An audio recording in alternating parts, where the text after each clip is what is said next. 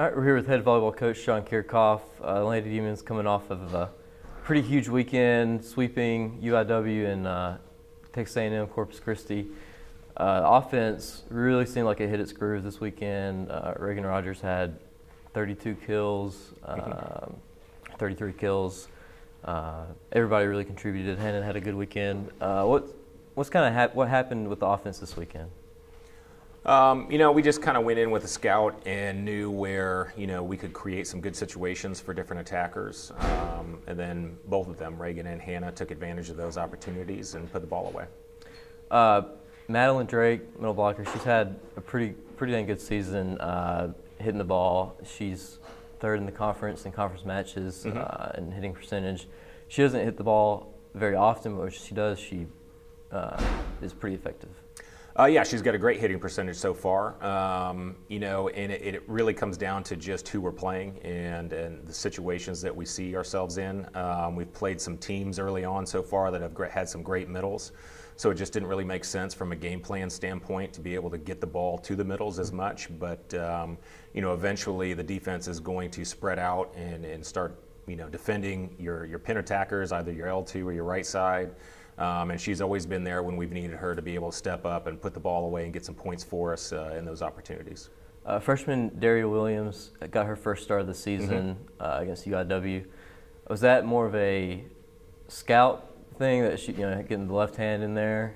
Yeah, at this point in the year, for good and bad, we've seen a lot of people off the bench. We talked about early on that we have a much deeper bench and we have a lot of people that can come in and help us out. Some of those people have been able to come in because things weren't working out and we had to make some changes. But now that we've been able to see everyone out there and we know what they can provide for us, it gives us more of an opportunity to go into a scout situation on whoever the team may be and go, you know what, Daria in this situation is going to be successful because she is really effective doing whatever it is. And then, someone else might be, a better choice for another match. So there's going to be quite a bit of kind of, maybe a revolving door, so to speak. That has kind of a negative term in some cases, but I think it's going to be a good thing for us to be able to go, this is the lineup that's going to be most effective against this team. This weekend, you travel down south, face McNeese and Nicholls. Nicholls having a tough year, but they got to win against Abilene Christian this weekend, and then McNeese is always pretty good at hitting the ball, especially. And they have one of the better middle blockers in the conference. Yeah, McNeese is running a little bit of a different offense than what they have been, and it's given some people a lot of trouble. So it's going to be an interesting match. It's going to be difficult. It's just something that you're not used to running up against. So, that will be a fun match and a very difficult match on Thursday. Nicholls, it doesn't show on the record, but they're much improved over, last year. They're pushing a lot of people to, 4 games, 5 games. And then getting that win against ACU is big for them to kind of go into this weekend. So it's not going to be an easy one down in Nicholls also.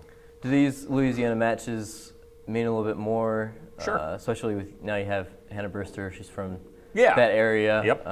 Is there a little bit of added kind of pride for these matches? Absolutely. And like you said, a bigger deal since, Hannah's down from that area around Nicholls. But anytime you can play an in-state team, it matters more to the fans.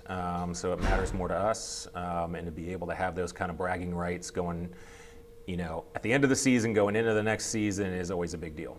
All right. Thanks, Coach. Thank you.